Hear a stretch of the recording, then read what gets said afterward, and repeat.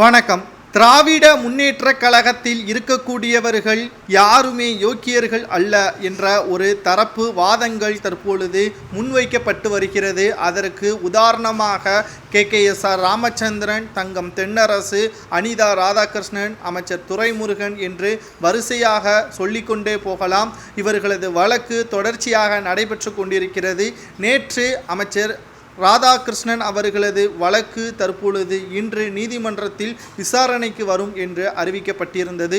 ஆனால் நேற்று அமைச்சர் KKSR ராமச்சந்திரன், அமைச்சர் தென்னரசு இவர்களது வழக்கு முடிந்துவிட்டது.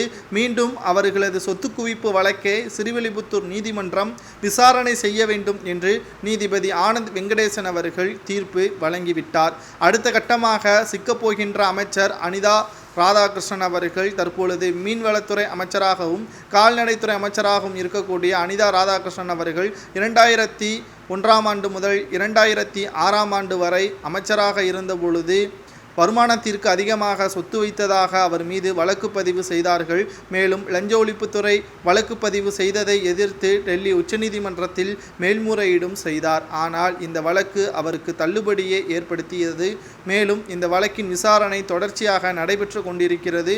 சுமார் 24 சாட்சிகள் அனிதா ராதாகிருஷ்ணன் அவர்களுக்கு எதிராக இருப்பதால் நிச்சயமாக செந்தில் பாலாஜியை தொடர்ந்து அனிதா ராதாகிருஷ்ணன் அவர்கள் சிறைக்கு செல்வார் என்றும் கூறப்படுகிறது.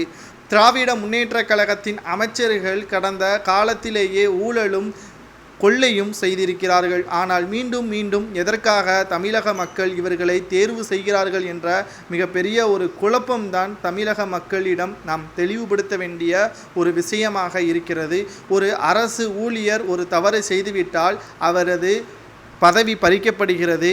அவரது வழக்கு 15 வருடங்களாக நீடிக்கப்பட்டு அவர் உண்மையான குற்றவாளியா இல்லையா என்பதை மக்கள் அதற்கு முன்பாகவே அவர் குற்றவாளி, அவர் அரசு ஊழியராக இருப்பதற்கு தகுதி இல்லை என்று முத்திரை குத்தி விடுகிறார்கள். ஆனால் அமைச்சரோ எம்எல்ஏயோ கவுன்சிலரோ இவர்களுக்கு மீண்டும் மீண்டும் வாய்ப்புகளை அளிக்கப்படுவது ஏன்?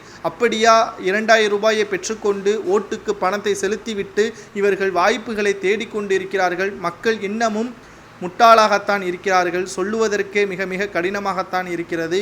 இவர்களுக்கு மீண்டும் வாக்களித்து தமிழகத்தை நாசக்கடாக மாற்றிக்கொண்டிருக்கக்கூடிய தமிழக மக்களுக்கு விடிவு காலம் வருமா என்றால் அடுத்த ஆட்சி யார் அமைத்தால் சிறப்பாக இருக்கும் என்பதை உங்களது கருத்துக்களை கமெண்ட் வாயிலாக கூறுங்கள்.